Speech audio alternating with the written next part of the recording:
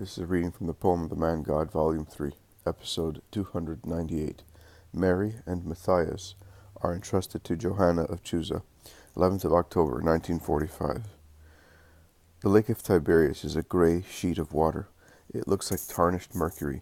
So heavy it is in the dead calm which allows just the resemblance of tired waves, which are not successful in making foam, and stop and calm down after making a slight movement, mingling with the dull water under a dull sky.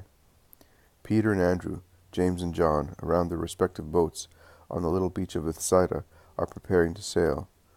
There is a smell of grass and wet earth, and a light mist on the green stretch towards Chorazin. November's gloominess lies heavy on everything. Jesus comes out of Peter's house, holding by the hands Matthias and Mary, whom Porphyria has tidied up with motherly care, replacing Mary's little dress with one of Marjam's, but Matthias is too small to have the same treatment, and he is still shivering in his little faded cotton tunic, so much so that Porphyria, who is always so full of pity, goes back into the house and brings out a blanket in which she envelops the child, as if it were a mantle. Jesus thanks her while she kneels down in taking leave, and then withdraws after kissing the two orphans once more. Just to have children, she would have taken these two as well, remarks Peter, who has been watching the scene, and who in turn bends to give the two children a piece of bread spread with honey, which he had set aside under a seat of the boat. Andrew laughs at him and says, "You wouldn't, would you? You even stole your wife's honey to make these two happy." "Stole? It's my honey." "Yes, but my sister-in-law is jealous of it, because it is for Marjam, and since you are aware of that, last night you stole into the kitchen, barefooted like a thief, and took enough of it to prepare that bread. I saw you, brother, and I laughed, because you were looking about like a child who is afraid of his mother's slaps." "You horrible spy," replies Peter, laughing and embracing his brother, who kisses him, saying, "My dear big brother." Jesus watches them and smiles frankly, standing between the two children who eat up their bread. The other 8 apostles arrive from Bethsaida. Perhaps they were the guests of Philip and Bartholomew. "Quick," shouts Peter, and he embraces the two children together to take them to the boat without getting their bare feet wet. "You are not afraid, are you?" he asks them while he paddles in the water with his short, strong legs, bare to about a span above his knees. "No, sir," says the girl, but she clings convulsively to Peter's neck, closing her eyes when he puts her into the boat, which sways under Jesus' weight, who also gets into it. The little boy, who is braver, or perhaps more astonished, does not say one word. Jesus sits down, drawing the little ones to himself, and covers them with his large mantle, which looks like a wing stretched out to protect 2 chicks. They are all on board, 6 men in each boat. Peter removes the landing board. He pushes the boat farther out and jumps into it, imitated by James in the other boat. Peter's actions caused the boat to sway heavily, and the girl moans, "Mummy," hiding her face in Jesus' lap and grasping his knees. But they are now moving smoothly, although it is laborious for Peter, Andrew, and the servant, who have to row with the help of Philip, who is the 4th oarsman. The sail hangs loose in the heavy, damp calm, and is of no use. They must row. "We're having a good row," shouts Peter to those in the other boat, in which the Iscariot is the 4th oarsman, and Peter praises his perfect rowing. "Come on, Simon," replies James. "Row with all your might, or we shall beat you. Judas is as strong as a galley slave. Well done, Judas." "Yes, we will make you head of the crew," confirms Peter, who is rowing as hard as 2, and he laughs, saying, "But you will not succeed in beating Simon of Jonah's record. When I was 20 years old, I was already 1st oarsman in competitions among villages," and he joyfully gives the stroke to his crew. "Heave, ho! Heave, ho!" Their voices spread in the silence of the lake, deserted in the early morning. The children pluck up courage again. Their emaciated faces look up from under the mantle, one on each side of Jesus, who embraces them, and they smile faintly. They take an interest in the work of the rowers, and exchange comments. "I seem to be going in a cart without wheels," says the boy. "No, in a cart on the clouds. Look, we seem to be walking in the sky. Look, we are climbing on a cloud," says Mary, when she sees the prow of the boat plunge into a spot which mirrors a huge woolly cloud, and she laughs faintly. But the sun dissipates the mist, and although it is a wan autumn sun, the clouds become golden, and the lake mirrors them, shining. "Oh, how beautiful! We are now going to a fire. How lovely!" exclaims the boy, clapping his hands. But the little girl becomes silent and bursts into tears. They all ask her why she is weeping. She explains, sobbing, "Mother used to say a poem, a psalm, I don't know, to keep us quiet, that we might be able to pray even with so much grief. And the poem mentioned a paradise which will be like a lake of light, of a gentle fire, where there will be nothing but God and joy, and where all those who are good will go, after the Savior has come. This golden lake reminded me of it. My mummy." Matthias also is weeping, and everyone pities them. But Jesus' sweet voice rises above the murmur of the various voices and the moans of the little orphans. "Do not weep. Your mother brought you to me, and she is here now with us. While I am talking to you, to a mother who has no children, she will be happy to have two good children in place of her own baby, who is now where your mummy is. Because she wept too, you know. Her baby died, as your mother did." "Oh, so we are going to her, and her baby will go to our mother?" says Mary. "That is right, and you will all be happy." "What is this woman like? What is she, a peasant? Has she a good master?" The little ones are anxious to know. "She is not a peasant, but she has a garden full of roses, and she is as good as an angel. She has a good husband. He will love you as well." "Do you think so, master?"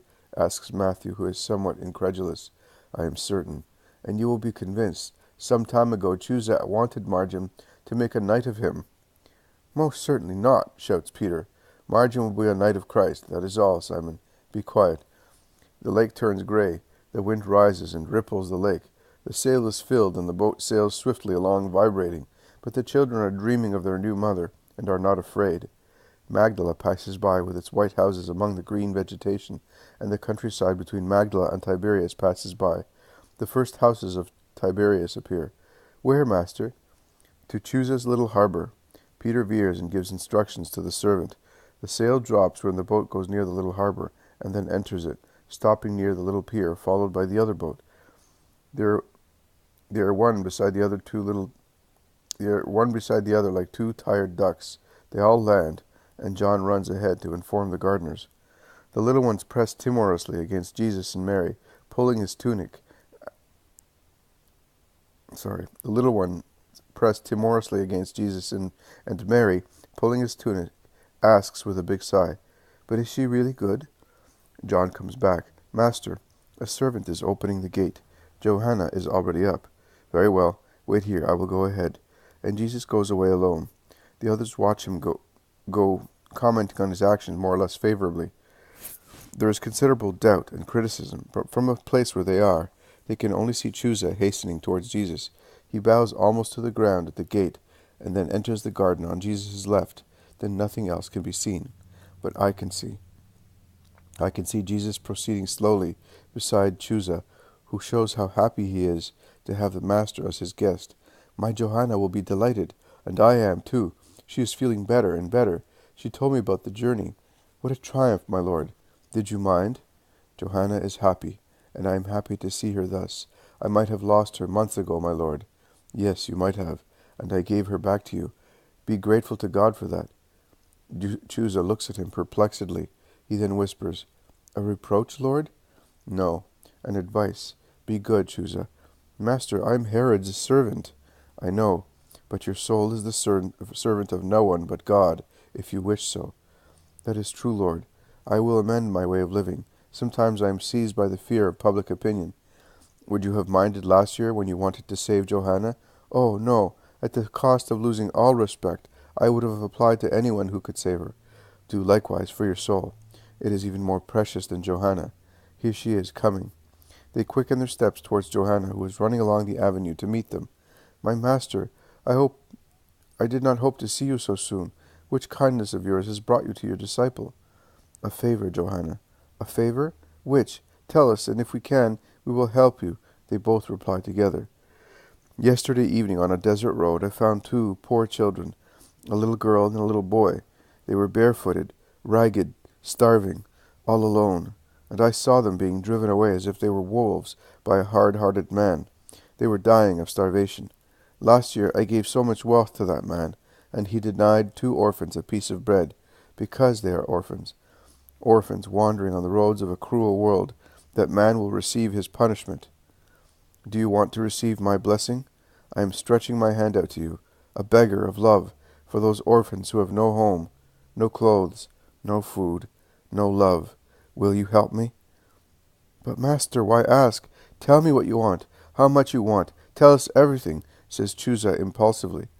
Johanna does not speak, but with her hands pressed on her heart, tears on her long eyelashes, a smile of desire on her red lips, she waits, and her silence is more eloquent than words. Jesus looks at her and smiles. "I would like those to have a mother, a father, a home, and the mother's name to be Johanna." He has no time to finish because Johanna's cry is like that of one freed from prison, while she prostrates herself to kiss the feet of her Lord. "And what do you say, Chuza? Will you receive in my name my beloved ones who are much dearer to my heart than jewels?" "Master, where are they? Take me to them, and upon my honor, I swear to you that from the moment I lay my hand on their innocent heads, I will love them in your name as if I were their real father." "Come then. I knew that I was not coming for nothing. Come. They are coarse and frightened, but good. You can trust me because I can read the hearts of men and the future. They will give peace and strength to your union, not so much now as in the future. You will find yourselves again in their love. Their innocent embraces will be the best lime for your home of a married couple, and heaven will always be benign and merciful towards you because of your charity. They are outside the gate. We came from Bethsaida." Johanna does not listen anymore. She runs away, seized by a great desire to caress them, and she does so, falling on her knees to clasp the two little orphans on her heart, kissing their emaciated cheeks, while they are amazed, looking at the beautiful lady with garments adorned with jewels. And they look at Chuza, who caresses them, and takes Matthias in his arms. And they look at the beautiful garden, and at the servants who gather round them. And they admire the house which opens its halls full of riches to Jesus and his apostles. And they look at Esther, who covers them with kisses. The world of dreams is open to the little waifs. Jesus watches and smiles.